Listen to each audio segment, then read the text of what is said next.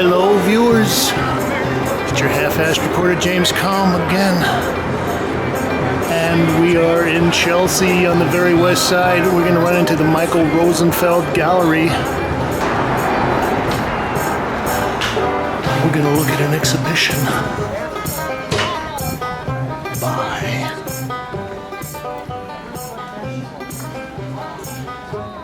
Alfonso Ossorio, titled Congregations, a Centennial Celebration.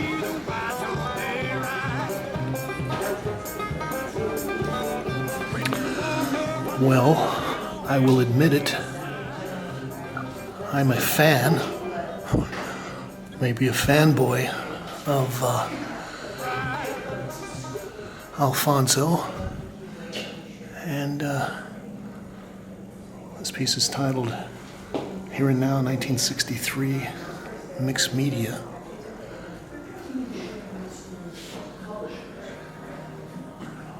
I actually would say that my knowledge, my familiarity with Alfonso Ossorio is also tied to the Michael Rosenfeld Gallery. I've been coming up and visiting Michael's shows, ever since he was in a tiny little gallery about the size of a walk-in closet up on 57th Street. This piece is titled The Kiss, 1960.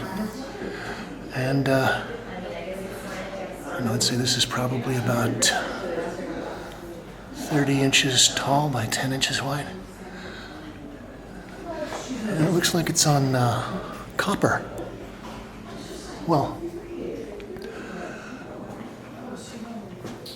so in the late 70s, early 80s, I was visiting 57th Street and would often pop into Michael's gallery. And he had a very wonderful program featuring a lot of kind of obscure American painters. This is Untitled 1959, Oil and Mixed Media on Panel. And well, there were a lot of people that I first came in contact with, at least their work, through Michael. And Alfonso Ossorio was one, Charman van Wegen was another, and Buford Delaney was another.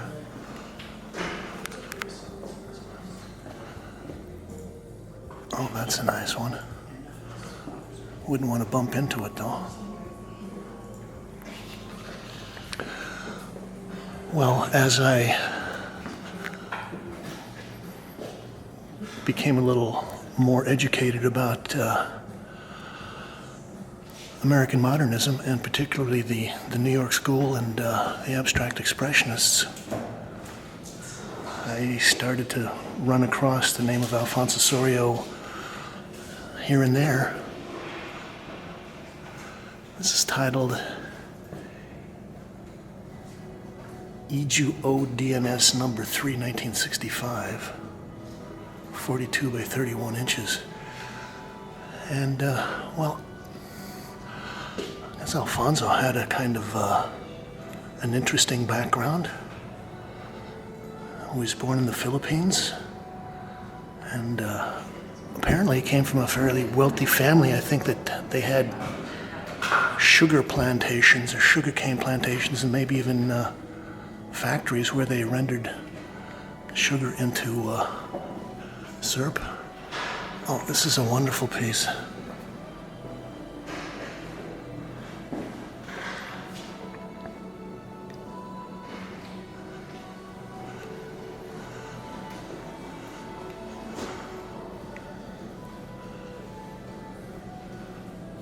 It's titled Orantes 1961, 69 by 59. Well, somehow Alfonso found himself studying art in New York, and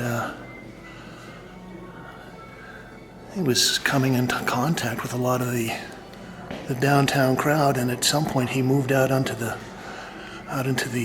Long Island and actually established a kind of a compound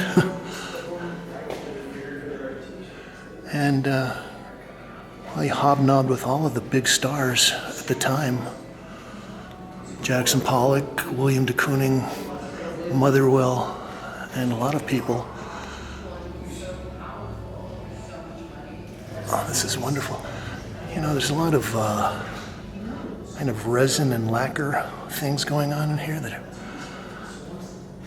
they actually look nice with the kind of the patina of age.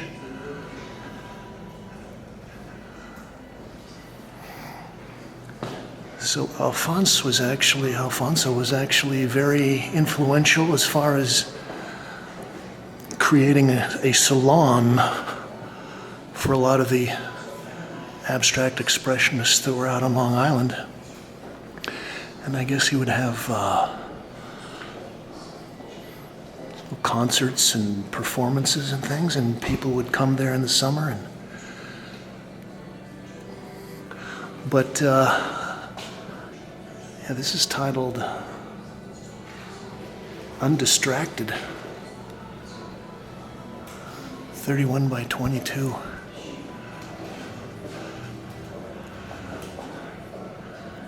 And he had a lot of high-class friends. He was an interesting character because I believe he was not only Filipino, but he was a Catholic. He was gay, and he was also kind of working in a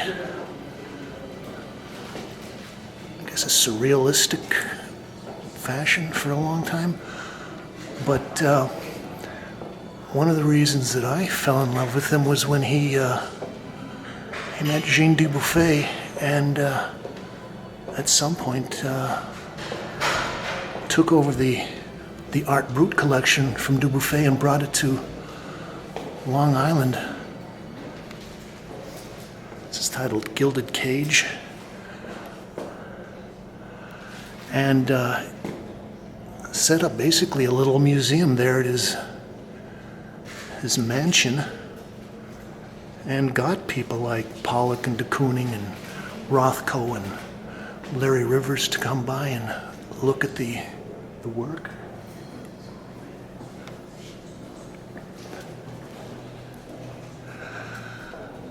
And he was a big supporter of Dubuffet and the whole idea of Art Brut, and was one of the few, I guess what you would say, academically trained artists that Dubuffet actually included in some of his original Art Brut exhibitions. But at that point, I don't think he was really kind of gone out on such an eccentric trajectory as you see with some of this work.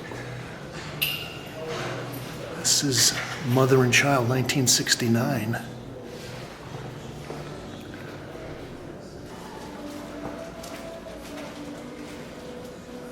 Well, I happened to pop in for a show about a year ago at the American Folk Art Museum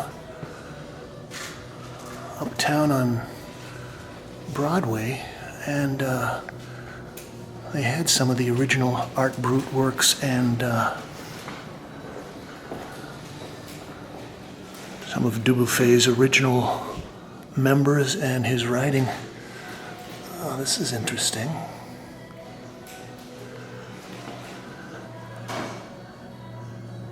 This is titled Mirror Point, number 14, 1959, and gosh, he's got some thick, chunky paint in there. This is 95 by 23.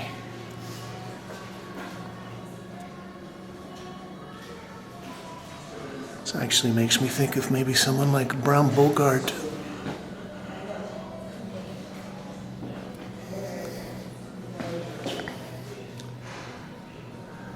These are interesting. We've got a couple of very long and narrow panels. This is Untitled, 1959. Oil and mixed media on panel 60 by 5 inches. And Well, this is all paint. I don't see any objects or assemblage elements.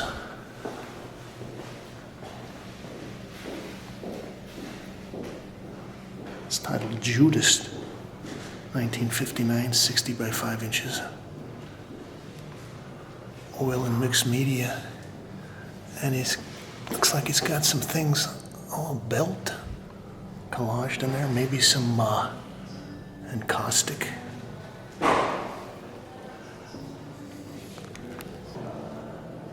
Oh, this is a nice piece. It's titled Traveling Family, 1967.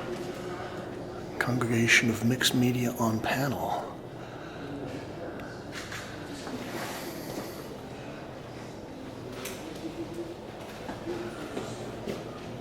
Well, he obviously collected a lot of various things: buttons, marbles, glass eyes, seashells, nails, interesting looking driftwood, bones, and he's got a very nice way of orchestrating the colors and forms. Almost looks like a little tusk he's got stuck in there. Let's come in and take a quick sweep around the main gallery, get an idea of the installation.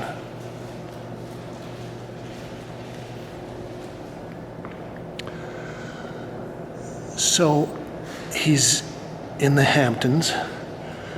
He's set up his mansion or his compound with the Art Brut collection there.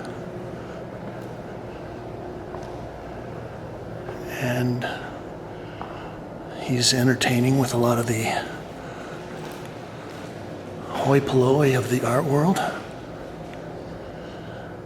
But in a lot of ways, he's still an outsider.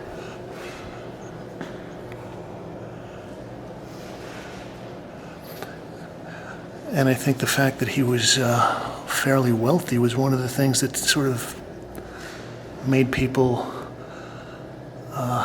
think of him more as a sycophant rather than a serious artist. It's titled Touch and Go, 1961, 48 by 72.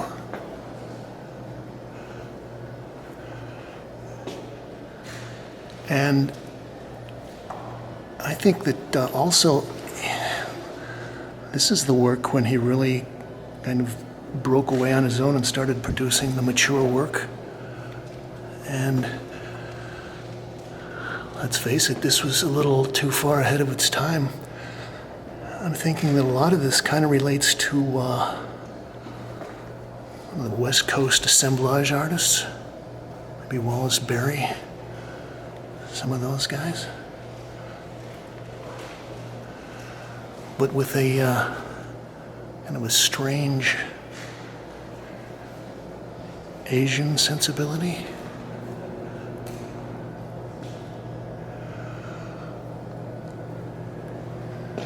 So I started seeing this work probably about 1980. Oh, another nice piece. Oh, and he's got various kinds of mirrors. We got smoke mirrors and kind of a peach mirror. Also chunks of glass, sand, feathers, seashells, beads, buttons, bones. He's also got some looks like pieces of massive oak or maple furniture. Some of the fennels are splats of chairs.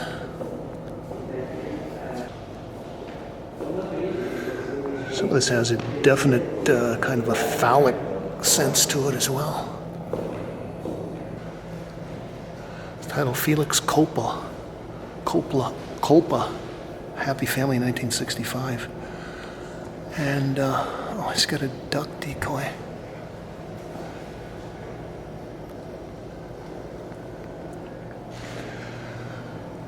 At that point, people were just beginning to look at painting again after about 15 years of minimalism and conceptualism and a whole bunch of other isms. So there were kind of breakout movements like pattern decorative and feminist art, and people were paying a little more attention to outsider art. Art Brut. It's titled Hand and Ear, 1968. And, well, in a lot of ways, this work kind of pushes out into space so much that it's almost more like wall sculpture, although he always has a very nice color sense.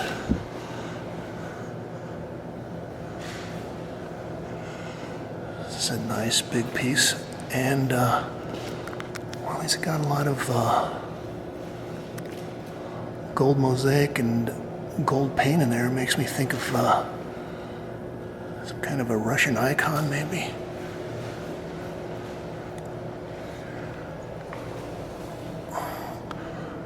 Barnacles and other kinds of sea crustaceans. So I'm looking at this work in the early 80s and sort of can't really figure out where to put it in as far as my view of art history. And well, then people like Julian Schnabel came along. This is titled Proto-Totem, 1960. And I think he must be using some kind of alkyd-based putty or paint resin. And Julian Schnabel actually did credit Alfonso with influencing his broken plate pieces. It's titled Exposed Head, 16 by 15. And on a lot of this kind of makes me think of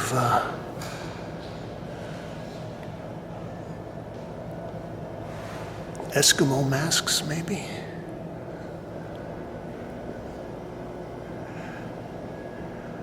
So I was seeing his shows at Michael Rosenfeld up on 57th Street, and he was still alive and working. Self-portrait, aggressive head.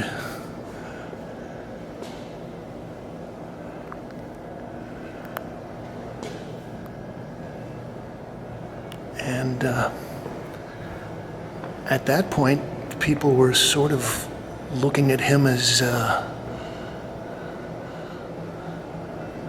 wealthy, eccentric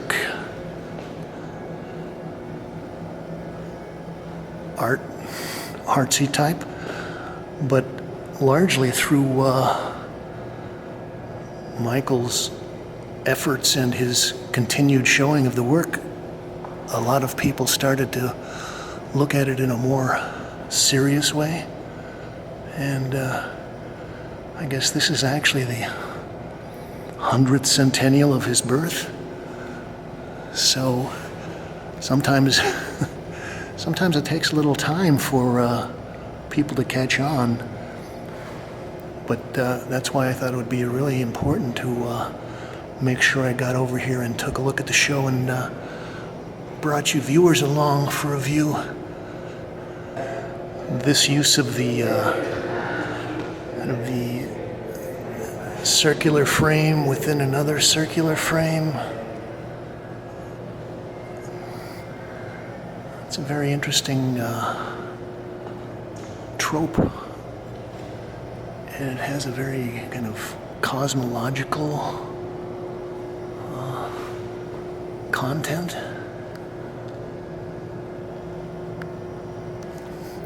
This is titled The Hollow, 1963.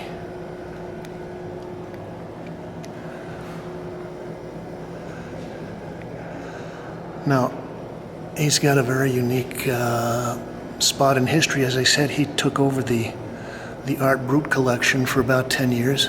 It's titled Mirror Between 1963, 31 by 28 inches. And I believe that he even added on to some of the collection Also, here's a little trivia item. Jackson Pollock was on his way to a concert with Ruth Kligman and a lady named Mesker, a young lady. I think she was about 26. And that was the night that Pollock crashed his Oldsmobile and killed himself and Miss Mesker. August 10th, 1956. This is Untitled, 1960.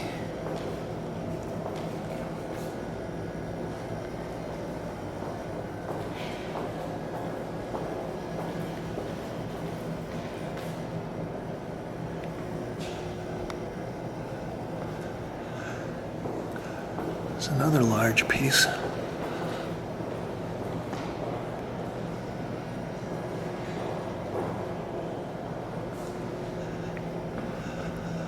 This is titled Breaking Circles, 1960.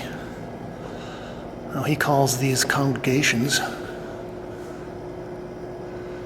And, well, that's a nice word, although it has kind of religious overtones. And we've got handcuffs, cut glass, broken mirrors, marbles,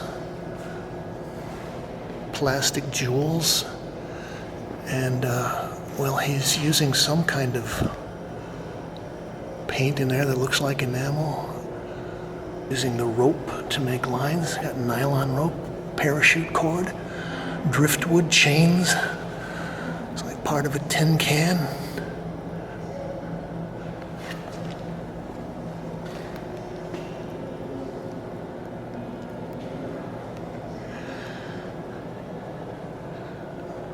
We're going to wrap up looking at this monster.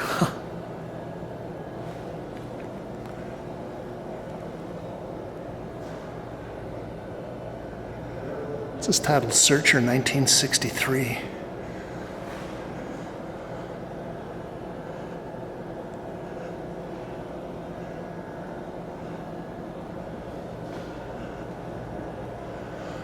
There's a lot of kind of frames within frames. It's a lot of various references to other things. These parts of trophies, little golden doll heads, colored mirrors, sand. You know, the other thing I was going to say is, having seen these for years, they seem to look better with the kind of the patina of age. And I think part of the reason that I was kind of thrown off when I initially saw them was that the resins and the glazes and so forth that he's using had a very kind of fresh, shiny, plasticky look to them. And, well, as time has gone by, the patina seems to have improved.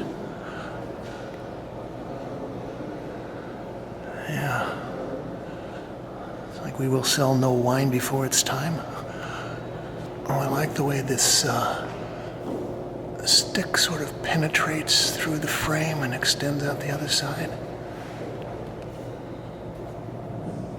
Another point I guess I should bring up is that these works were all done between 1959 and 1969, which, oh gee, we've got a little chicken foot there. Basically, as far as the culture goes, that would be like the transition from the beatniks to the hipsters, the hippies. The focus of culture going from the East Coast to the West Coast.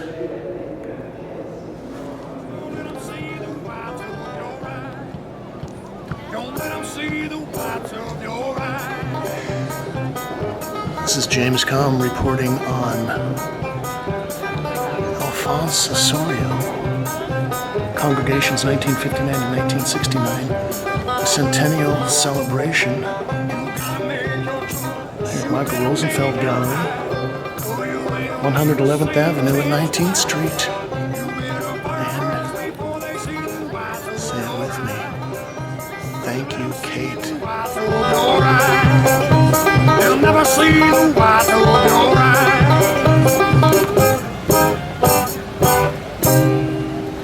Oh, beautiful.